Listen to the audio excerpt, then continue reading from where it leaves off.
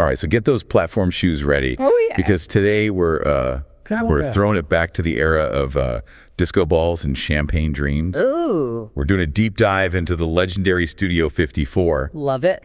And who knows, maybe this will even help you plan your next night out. You never know. Well, Studio 54, it was more than just a nightclub. Right. It was a whole cultural phenomenon. It like perfectly captured that spirit of 1970s New York City. Oh, absolutely. A time of just incredible creative energy, but also, you know, social and economic upheaval. Yeah. It's fascinating how those forces all kind of intertwined. I love that. Yeah. That's what I love about these deep dives. You know, uncovering all the hidden connections. So we've got a blog post here, and it's called Studio 54, Disco Heaven in the Heart of NYC. Nice. From a website called Mom Does My Laundry. Mom Does My Laundry. Okay. Yeah, and it seems to be geared towards electronic music fans. Makes sense. Which, you know, makes sense, because Studio 54 played like a pivotal role in the rise of like disco and dance music culture as we know it today. Absolutely. You can't really talk about disco without talking about Studio 54. Yeah, it's like They're intertwined. hand in hand, totally. All right, so let's paint the scene, okay? It's 1977, New York City. Okay. The city's, you know, a little rough around the edges. Right. But there's this incredible energy in the air. Like anything is possible. Yeah. Disco music's exploding, providing like a much needed escape from all the anxieties of the time. Yeah. And then, boom, Studio 54 bursts onto the scene. Right in the heart of Manhattan. Yes. It was the brainchild of Steve Rubell and Ian Schrager. Okay.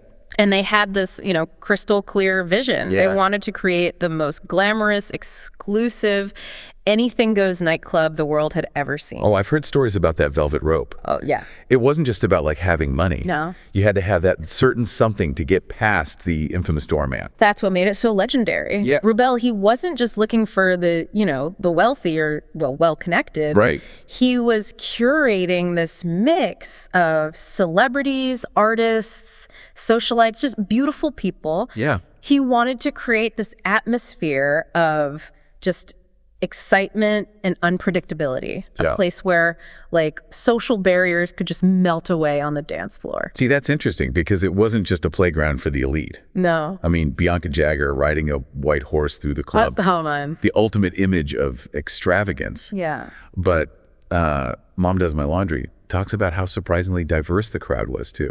Exactly. Yeah. Yeah. Sure. You had Andy Warhol there Yeah. rubbing shoulders with, you know, fashion icons, Yeah. Hollywood stars, you name it. Of course. But you also had just, you know, artists, dancers, everyday people who just exuded that Studio 54 energy. Uh-huh.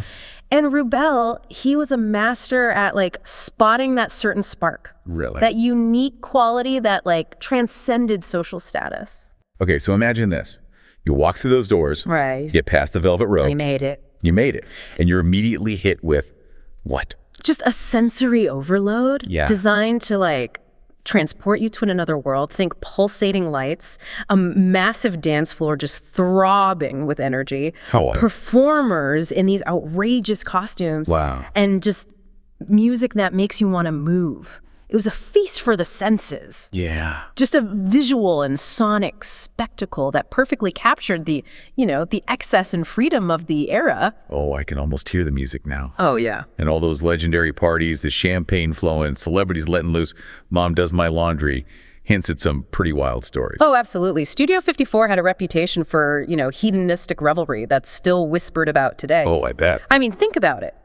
Free-flowing drinks. Right. Intoxicating music. A crowd eager to escape reality. I mean, it created an atmosphere where anything could happen. It makes you wonder, what was the energy like in that room? Yeah. Was it all like surface level glamour? Right. Or was there something more genuine beneath the glitter? That's a great question. Yeah. And while, you know, the extravagant parties and the celebrity antics, they grab the headlines. Yeah. What's often overlooked is how Studio 54 also became like a haven. Really? For self-expression and social liberation. Interesting. Particularly for marginalized communities. Oh, wow. That's where things get really interesting. Yeah. We're talking about the heart of the disco era. Right. A time when boundaries were being pushed in music, fashion, social attitudes. Precisely. Yeah. Studio 54, despite its exclusivity, it became a space where people could express themselves freely. Wow. Regardless of their background. Yeah. Sexual orientation, social status, it didn't matter. It was just a melting pot. That's amazing. Of creativity and individuality. Yeah. And a reflection, really, of the changing face of America in the 1970s. Yeah, that's an important layer to this story. It is. Like, the idea that this exclusive club, known for its celebrity clientele and outrageous parties, also played a role in the broader social and cultural movements of the time. Absolutely. And, you know, it speaks to the complex and often contradictory nature of Studio 54. Yeah. It was a place where, like, high society mingled with the underground. Wow. Where hedonism met activism. Yeah. Where, like, the pursuit of pleasure intertwined with the fight for social acceptance. So how did this unique blend of exclusivity and inclusivity of glamour and social change all come together under one very glittery roof? Well, a lot of it can be attributed to Rubel's, you know, genius for cultivating a specific atmosphere. He understood that the key to creating a truly unforgettable experience lay in curating, you know, a diverse and dynamic crowd. A mix of personalities that would spark these, like, unexpected connections and create, like, an electric energy. It sounds like he was a master at reading people. He was. Sensing that something that made someone like a perfect fit for the Studio 54 scene. Exactly. He wasn't just looking for, you know, beautiful faces or famous names. He was looking for individuals who embodied the spirit of the club. And what was that spirit? A spirit of freedom, creativity, and just a willingness to embrace the unexpected. It sounds like he created a space where people could truly be themselves, shed their inhibitions, and, like, connect with others on a deeper level. And that, I think, is at the heart of Studio 54's, you know, enduring appeal. It represents a yearning for a time and a place where we can escape those pressures of everyday life, you know, express our authentic selves and just experience a sense of, like, uninhibited joy and connection. So we've got this incredible energy, this mix of personalities, this atmosphere of freedom and possibility. What happens when you throw in, like, a legendary sound system? The pulsating rhythms of disco. That's where the magic truly ignited. Let's talk music. Okay. Mom Does My Laundry really dives into how Studio 54 became like a haven for the, you know, the burgeoning disco movement. A place where DJs could experiment with new sounds and push the boundaries of electronic music. It wasn't just a place to dance. It was like a laboratory for sonic innovation. Oh, wow. The DJs at Studio 54, I mean, they were pioneers. They were crafting extended mixes. They were blending genres in ways that had never been done before. They created the soundtrack for a generation hungry for liberation and self-expression. So Studio 54 wasn't just riding the disco wave. No. It was actively shaping it. Absolutely. Pushing it forward. And it's impossible to overstate, really, the impact that Studio 54's sound system had on the development of electronic music. It was, like, custom designed to deliver this, like, immersive, full-body experience. Creating, like, a sonic landscape that was as integral to the club's identity. As the lights, the performers, the crowd itself. It sounds like it was more than just a nightclub. It was. It was a cultural force. Shaping the sounds, the spirit of an entire era. But as we know, all good things. All good things must come to an end. What led to the downfall of this disco paradise? Was it simply a case of too much, too fast? Well, the story of Studio 54's demise, it's as captivating as its rise. Really? Full of intrigue, legal battles, and ultimately, I think, a cautionary tale of excess. Oh, okay. We'll dive into all that after a quick break. Don't go anywhere.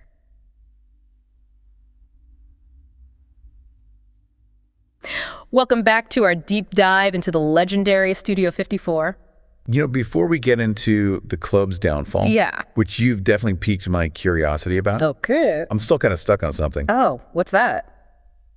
You mentioned that Rubel had this uncanny ability to, like, spot people who would bring that, you know, that Studio 54 energy, regardless of their background. That's fascinating to me. Did he, like, have a specific formula, or was it just pure intuition? You know, from what I've gathered, it was a bit of both. He definitely had, you know, an eye for style and charisma. But he was also looking for people who were, like, open-minded, adventurous, ready to embrace that anything goes atmosphere of the club. He wanted people who would contribute to the energy, not just observe it, you know? So is it about creating, like, a collective experience Like a feeling that everyone in the room was like part of something special? Precisely. And that's what, set Studio 54 apart from other nightclubs. It wasn't just about seeing and being seen. Yeah. It was about being part of a moment, a movement, a cultural phenomenon that transcended the boundaries of the club itself. That makes sense. Yeah. Mom Does My Laundry. Yeah. Touches on this idea of Studio 54 being more than just a place to party. Right. It was a place to escape, to, express yourself, to connect with others who shared that same desire for freedom and liberation. It was a reflection of the times, really, of a reaction to the social and political turmoil of, the late 1970s. Right.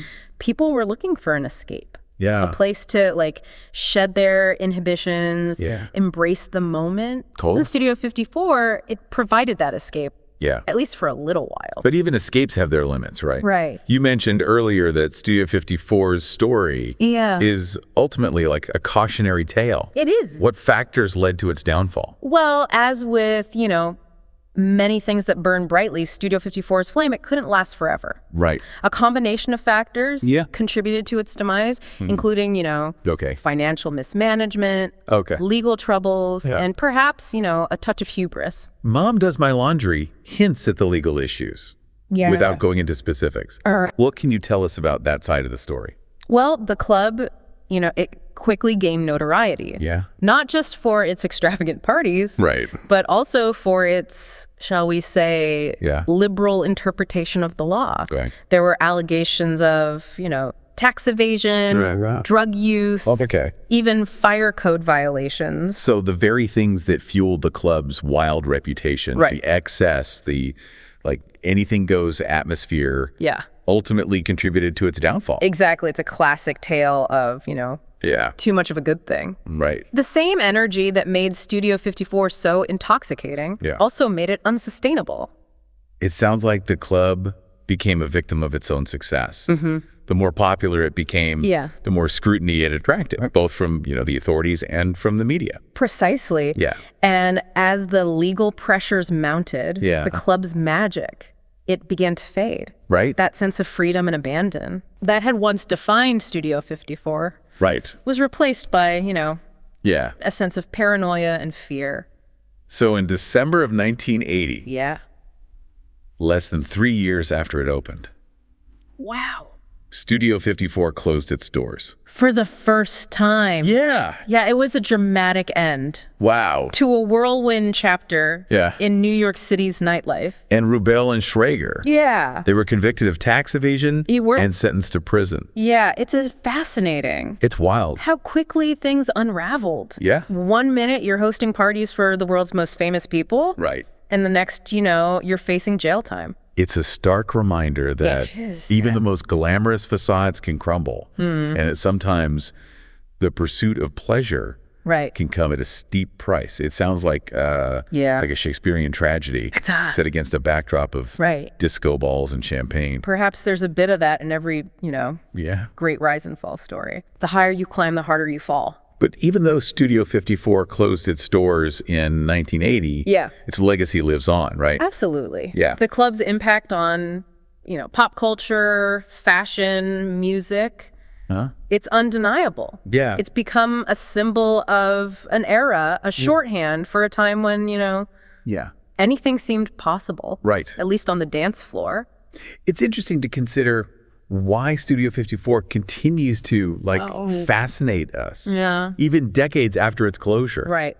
Why do you think that is? I think it taps into, our collective desire for escape. For a place where we can, shed our inhibitions and embrace the joy of just pure unadulterated fun. It represents a time when, boundaries were being pushed, social norms were being challenged. It was a moment of liberation and self-expression captured in the music, the fashion, the energy of the club. And even though that particular moment is gone, the longing for that kind of liberation, that freedom to be yourself without judgment is still very much alive. Absolutely. Yeah. And in a world that often feels increasingly restrictive and conformist. Totally. Studio 54 serves as a reminder Yeah. Of a time when, individuality and self-expression were celebrated, not just tolerated. So it's more than just nostalgia. It is. It's about yearning for a sense of freedom and possibility that in many ways still feels relevant today. Precisely. And that's why,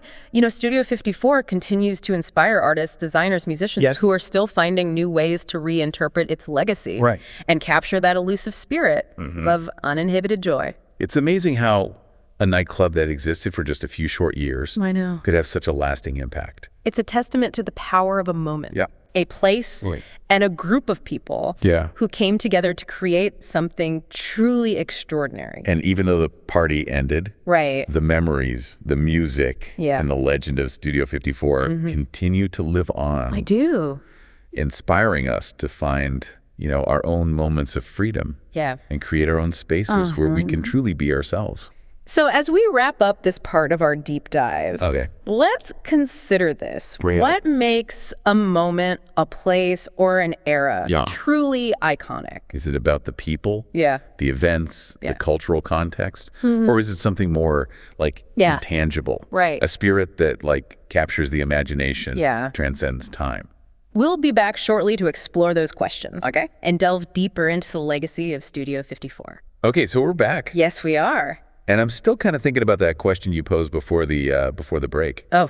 About what makes something truly iconic. Like, what elevates a place like Studio 54 from just another nightclub to, a cultural touchstone? It's a question that continues to fascinate me, too. And I think with Studio 54, it really is a convergence of several factors. There's the historical context, of course. The social and cultural shifts of the 1970s. The rise of disco, the desire for, escape and liberation. It was like the perfect incubator for this kind of cultural phenomenon. Exactly. But it's more than just being in the right place at the right time. Studio 54 had this unique ability to, capture the spirit of a moment. To embody the energy and anxieties of an era. And transform them into something exhilarating and unforgettable. It's like they bottled lightning in a disco ball. That's a great way to put it. It wasn't just about the music or the celebrities. It was about the feeling, energy, that collective experience of being part of something larger than yourself. And that's what keeps drawing people back to the story of Studio 54 even decades later. There's a longing for that kind of shared experience, that sense of freedom and possibility. Absolutely. Yeah. And I think Mom Does My Laundry does a great job. I agree. Of capturing that for those who weren't there to, experience it firsthand. You can almost feel the energy radiating from the blog post. Even through the screen. It's infectious. Yeah, it's infectious. So what are some of the lasting impacts? Oh, that's a good question. Of Studio 54 that we see today? Well, its influence on fashion is undeniable. Oh, for sure. The flamboyant, expressive styles that defined the Studio 54 era continue to inspire designers and trendsetters today. Think sequins, platform shoes, bold prints, and just a general embrace of individuality and self-expression through clothing. It's like Studio 54 gave people permission to be bold, to stand out, to embrace your own unique style. Precisely. And that extends beyond fashion, too. Studio 54's impact on music is equally significant. It played a crucial role in popularizing disco and dance music, really pushing the boundaries of what was considered, acceptable in mainstream culture. You mentioned earlier that the DJs at Studio 54 were pioneers in their own right. They absolutely were. They helped create the blueprint for modern dance music culture. Wow. Experimenting with extended mixes, blending genres, using technology to create those immersive sonic experiences. So the next time you're lost in a euphoric moment on a dance floor, you might have Studio 54 to thank for paving the way. It's true. Wow, that's awesome. But, beyond the tangible influences on fashion and music, I think Studio 54's most enduring legacy is its impact on, our collective imagination. It represents a yearning for a time and place where social barriers could be transcended, where self-expression was celebrated, and where, the pursuit of pleasure and connection just reigned supreme. It's a reminder that even in the darkest of times. Yeah. And let's not forget, the 1970s had its share of, social and economic challenges. For sure. There's always room for joy, for connection, for a little bit of magic. Exactly. Yeah. And I think that's why, Studio 54 continues to hold such a powerful grip on our cultural consciousness. Yeah. It embodies like a spirit of freedom, creativity, and uninhibited joy that transcends time and place. It's a reminder that we all have that capacity for joy within us. Yeah. And that sometimes all it takes is the right music, the right atmosphere, the right company to unlock it. A little sprinkle of glitter. Always a little sprinkle of glitter. Always. So as we wrap up this deep dive into the world of Studio 54, I think we can all agree that it was more than just a nightclub. Oh, for sure. It was a cultural phenomenon. It was. A symbol of an era. And a reminder that, sometimes the most magical moments are fleeting. They are. Which makes them all the more precious. And who knows? Yeah. Maybe by understanding what made Studio 54 so iconic, we can find ways to create our own moments of magic, our own spaces where we can connect, express ourselves, and celebrate the joy of being alive. That's a great takeaway. I think so. So thanks for joining us on this deep dive into the heart of Studio 54. Thanks for having me. Now go put on your dancing shoes. Oh, yeah. Crank up the disco music. Get out there. And let your own inner sparkle shine.